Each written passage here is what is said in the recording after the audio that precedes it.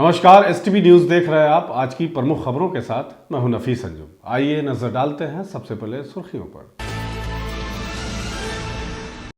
पूर्वी चंपारण जिला अल्पसंख्यक कल्याण के सहायक निदेशक की अध्यक्षता में जिला औकाफ कमेटी की बैठक की गई। आयोजित विभिन्न लंबित मुद्दों पर आवश्यक कार्रवाई हेतु संबंधित अंचलाधिकारी को कराया गया अवगत। मोतिहारी में एक बार फिर से दिखा रफ्तार का कहर। बस और बाइक के आमने सामने की भिड़ंत में युवक की गई जान। मोतिहारी के अमर रिसोर्ट में मनाया जाएगा निजी विद्यालय संगठन स्थापना दिवस समारोह। प्रेस वार्ता के माध्यम से महासचिव ने दी जानकारी। मझौलिया के करमवा में वर्षों से अपेक्षित पुलिया निर्माण कार्य हुआ शुरू। ग्रामीणों में दिखाई दिया खुशी का माहौल। लोगों ने बताया कि आवागमन में होगी अब काफी सहूलियत। बीते दिनों गोली मारकर हत्या करने वाले मुख्य आरोपी पर की गई इनाम की घोषणा। अपराधी मोहित उर्फ झुन्ना सिंह की गिरफ्तारी के लिए 25,000 रुपए का रखा गया इनाम। पूर्वी चंपारण जिला कांग्रेस इकाई ने मोतिहारी में गृह मंत्री अमित शाह का किया पुतला दहन। भाजपा की नीतियों और संविधान के प्रति उनके दृष्टिकोण पर उठाए कई तरह के सवाल। और सोशल मीडिया पर हथियार लहराना युवक को पड़ा महंगा। पुलिस ने छापेमारी कर कट्टा और गोली के साथ युवक को किया गिरफ्तार। एमएलसी महेश्वर सिंह ने अपने कथित विवादित बयान पर दी है सफाई। कहा कि हमारे बयान को तोड़ मड़ोड़ कर किया गया है पेश।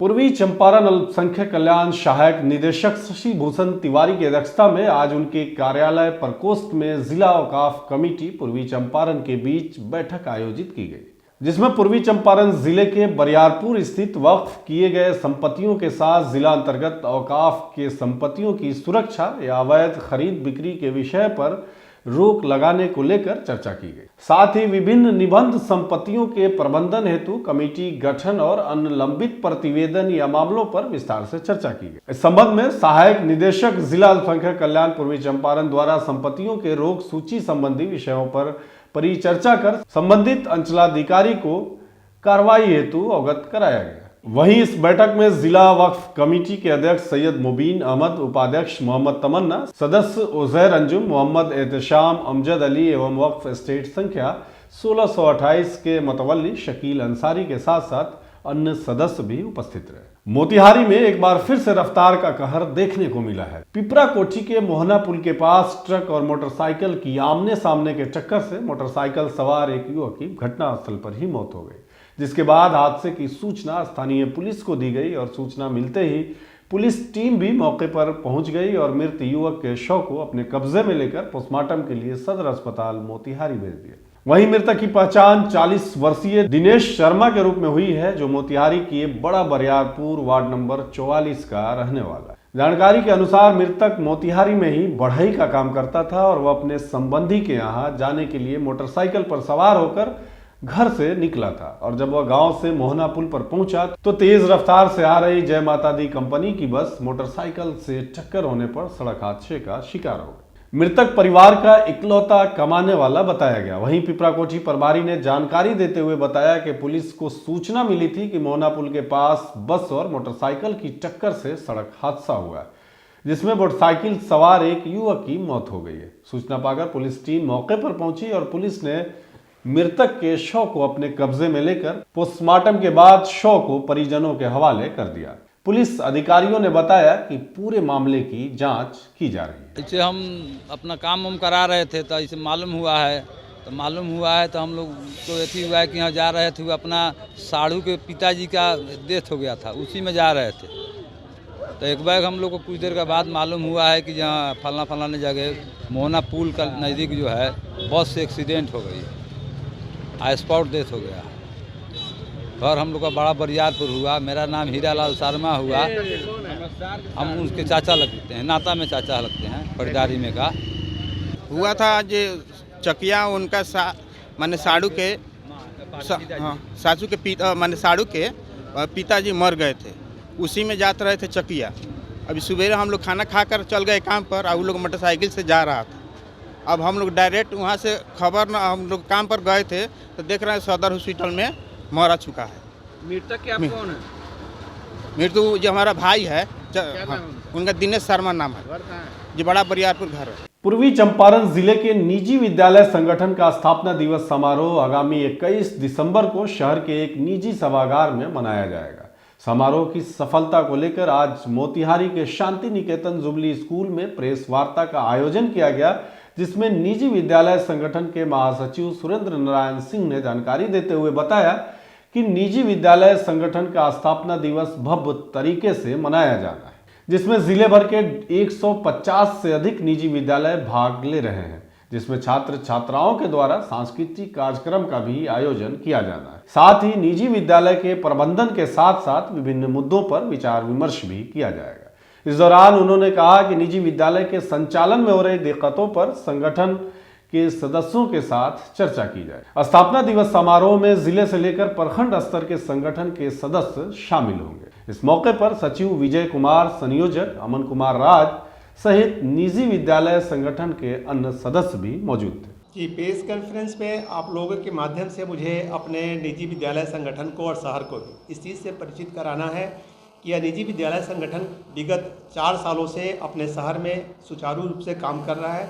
जो भी छोटे विद्यालय हैं जिनको कहीं ना कहीं शैक्षणिक व्यवस्था को सुधारने में कहीं परेशानी होती है, तो उनके लिए तत्पर होकर के हम आगे काम करते हैं उनके लिए। और इसी तरह का एक आयोजन हम लोगों ने अमर रिसोर्ट में रखा है 21 तारीख को, कि जितने भी छोटे स्कूल हैं या बड़े स्कूल हैं, जितने शहर के लीडिंग जो भी स्कूल हैं, सारे स्कूल इसमें भाग ले रहे हैं और अपने जो विचार हैं या उनके जो सुझाव हैं विद्यालय को और शैक्षणिक व्यवस्था को कैसे हम सुदृढ़ बनाएं।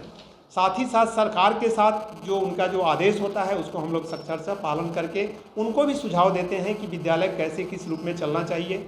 अभी आए दिन जो सरकार की बंदिशें हम लोगों पर लगती जा रही है, ई शिक्षा पोर्टल के माध्यम से या फिर जो है सो आपको ज्ञान पोर्टल के माध्यम से या 25% जो नामांकन है उसके माध्यम से, इन सब सारी समस्याओं को लेकर के हम छोटे विद्यालयों को इसके बारे में अवगत कराते हैं।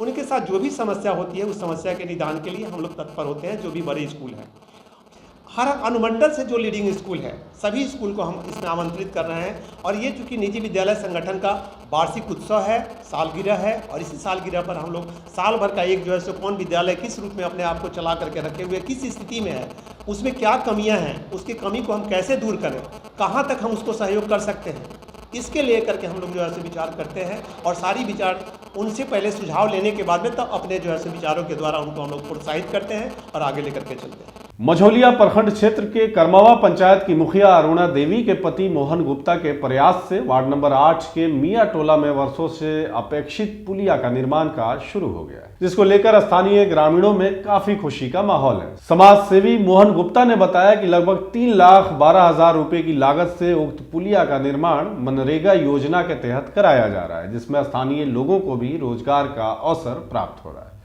पुलिया निर्माण के दौरान गुणवत्ता का पूरा ख्याल रखा जा रहा है। पुल निर्माण का कार्य शुरू हो जाने पर क्षेत्र के ग्रामीणों को बरसात के दिन में आवागमन करने में सहूलियत होगी तथा जल जमाव की समस्या से भी छुटकारा मिल सकेगा। समस्या यह रहा कि 10 साल से टूट जात रहा, ना बंद रहा।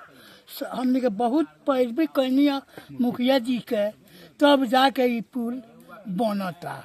यहाँ आया है कि ये रास्ता बंद था, 10 साल से हम लोग को परेशानी हो रहा है ना। मुखिया से बहुत हम लोग जाके अथी किए, उसको बाद मुखिया ये बनवा रहे हैं। बीते दिनों ही मोतिहारी के रघुनाथपुर में जमीन कारोबारी विवेक सिंह की गोली मारकर हत्या कर दी गई थी, जिसके बाद घटनास्थल पर ही उसकी मौत हो गई। मोतिहारी एसपी स्वर्ण प्रभात ने बताया कि मुख्य अपराधी मोहित उर्फ झुन्ना सिंह की गिरफ्तारी के लिए 25,000 रुपए के इनाम की घोषणा कर दी गई है। वहीं उन्होंने कहा कि परिवार द्वारा दिए गए आवेदन पर झुन्ना सिंह और अन्य अज्ञात पर प्राथमिकी दर्ज की गई है। बताया गया है कि विवेक सिंह और झुन्ना सिंह साथ साथ काम करते थे। कुछ दिन पूर्व से पैसे के लेन देन को लेकर विवाद चल रहा था। झुन्ना सिंह के अकाउंट को एसआईटी द्वारा खंगाले जाने पर करोड़ों रुपए के ट्रांजैक्शन के सबूत मिले हैं। एसपी स्वर्ण प्रभात के अनुसार झुन्ना सिंह ने पैसे हथियाने को लेकर विवेक सिंह को रास्ते से हटाने के लिए एक सहयोगी का सहारा लिया। बताया गया कि पेट्रोल के बहाने विवेक सिंह को बाइक पर बैठाकर दूर रखे अपने बाइक में तेल डालने के बहाने घटनास्थल तक लेकर गया। घटनास्थल पर पूर्व से खड़े सहयोगी द्वारा गोली मारकर उसकी हत्या कर दी गई। हत्या के बाद सहयोगी के साथ बाइक पर बैठकर वह घटनास्थल से फरार हो गया। घटनास्थल से झुन्ना सिंह का हेलमेट बरामद किया गया। वहीं सीसीटीवी फुटेज और तकनीकी विश्लेषण से सारी चीजें स्पष्ट की जा रही है। वहीं झुन्ना सिंह को सरेंडर करने के लिए 48 घंटों की मोहलत दी गई है। सरेंडर नहीं करने पर सारी संपत्ति जब्त करने और घर की कुर्की जब्ती करने की दिशा में भी आवश्यक कार्रवाई की जा रही है। पूर्वी चंपारण जिला कांग्रेस कमेटी ने आज भाजपा की नीतियों और गृह मंत्री अमित शाह के खिलाफ जोरदार विरोध प्रदर्शन किया। कांग्रेस जिलाध्यक्ष इंजीनियर शशि भूषण राय और गप्पू राय के नेतृत्व में गांधी स्मारक के बाहर आयोजित इस कार्यक्रम में गृह मंत्री अमित शाह का पुतला दहन किया गया। इस अवसर पर कांग्रेस जिलाध्यक्ष शशि भूषण राय ने गृह मंत्री अमित शाह पर तीखा हमला करते हुए कहा कि भाजपा का संविधान के प्रति नफरत पिछले चुनाव में ही स्पष्ट हो गई थी। उन्होंने आरोप लगाया कि गृह मंत्री अमित शाह ने संविधान निर्माता डॉक्टर भीमराव अंबेडकर के खिलाफ आपत्तिजनक और अपमानजनक टिप्पणी की थी, जिससे शाह की सोच और उनके दृष्टिकोण देश के सामने आ गए। श्री राय ने इसे संविधान के प्रति असम्मान करार देते हुए कहा कि संविधान निर्माता डॉक्टर अंबेडकर का अपमान न केवल अमर्यादित है, बल्कि यह संवैधानिक पद पर बैठे एक व्यक्ति द्वारा किया गया अपमान है। वहीं कांग्रेस कार्यकर्ताओं ने कहा कि जब देश के संवैधानिक पदों पर बैठे लोग ही संविधान का सम्मान नहीं कर रहे तो यह देश के लोकतांत्रिक संस्थाओं के लिए खतरनाक है।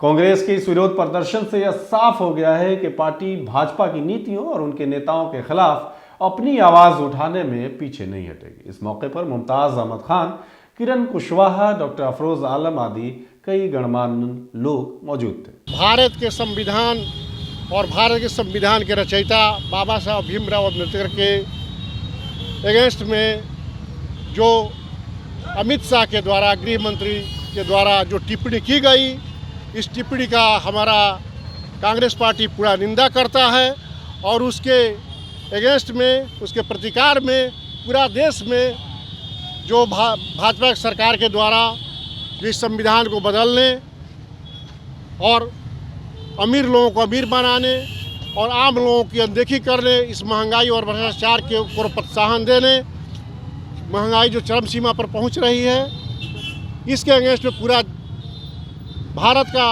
सभी जगह का कांग्रेस जो हमारा संगठन है विरोध कर रहा है।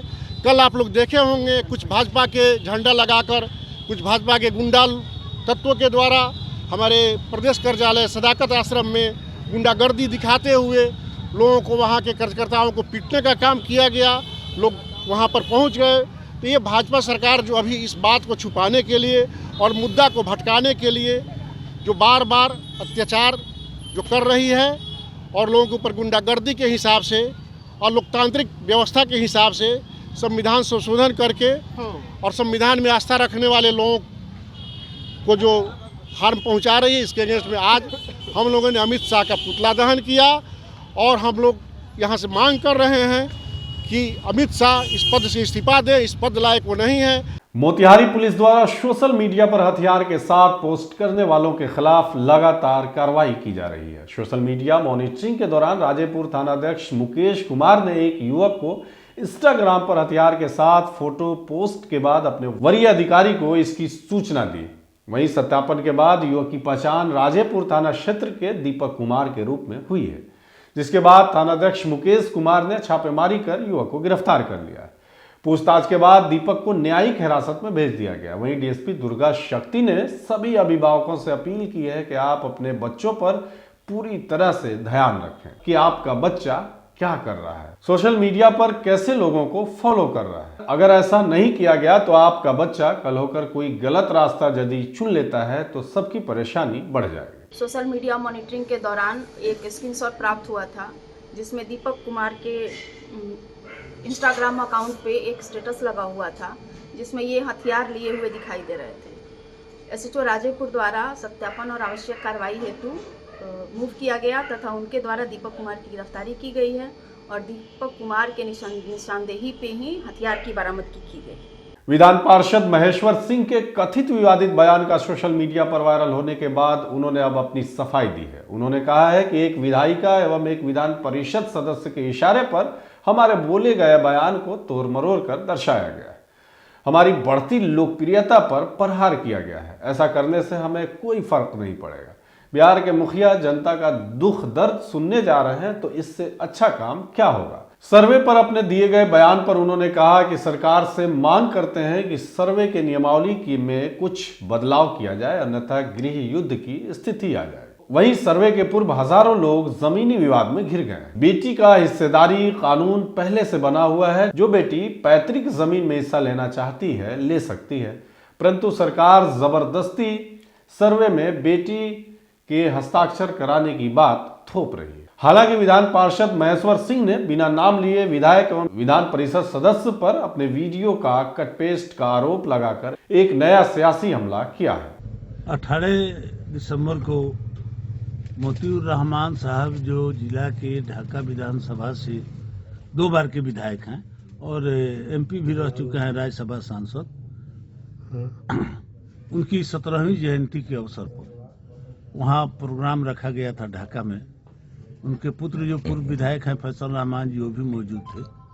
और जनप्रतिनिधियों के लिए चुनाव के समय हम बोले थे कि मुखिया, वार्ड, सरपंच, पंच, इन लोगों को बैठने के लिए ब्लॉक में कहीं सी भी प्रखंड में जगह नहीं है तो हम भवन बनवाएंगे अपने इच्छित कोष से। तो वो ढाका में जनप्रतिनिधियों के मान सम्मान में वो भवन बनकर तैयार था, उसका उद्घाटन भी था। उसी अवसर पर कुछ पत्रकार लोगों ने, जो फेसबुकिया टाइप के लोग हैं, लोग पूछा मुख्यमंत्री के आगमन के संबंध में। तो हम कहे कि जो देश का राज का राजा होता है उसका आना, जनता के बीच में जाना, समस्या सुनना और उसका निदान करा देना, जो ये करता है वही सही मायने में लीडर है, राजा है। और जो नहीं करता है वो मौज मस्ती करता है, वो ज्यादा दिन तक चलता नहीं। तो मौज मस्ती वाला शब्द निकालकर एक माननीय विधान परिषद सदस्य जी हैं और एक विधायिका जी हैं, इन लोगों को हमारे बढ़ती लोकप्रियता से बहुत बेचैनी है। और उस ढाका के कार्यक्रम में जो पूछ नहीं हुई, ये लोग अपना सेटिंग कराकर अपने चहेते जो फेसबुकिया चैनल वाले लोग हैं उन लोगों से, आप भी उस वक्तव्य को सुनिएगा तो काट काट कर उसको जोड़ा गया है। मुख्यमंत्री जी के प्रति या जदयू के प्रति हमारी कोई दुर्भावना नहीं है और मुख्यमंत्री जी के यहाँ आते हैं जाते हैं। सबसे पहले हम समता पार्टी से यहाँ विधायक बने थे, अगर आ रहे हैं तो सबसे खुशी है। चंपारण में खुशी है। सर्वे जो जिस रूप में है, ये सर्वे जनता के हित में नहीं है। और मान लीजिए कि हमारे बाप दादा के नाम पर जमीन है, तो हमारे बाप दादा के नाम पर जमीन है तो हमारे पास आना चाहिए, जो हमारा भाई है उसके नाम पर आना चाहिए। जिस रूप में सर्वे चला था, आखिर सरकार रोका क्यों? हम लोगों ने आवाज उठाया, सरकार उसको रोक दिया।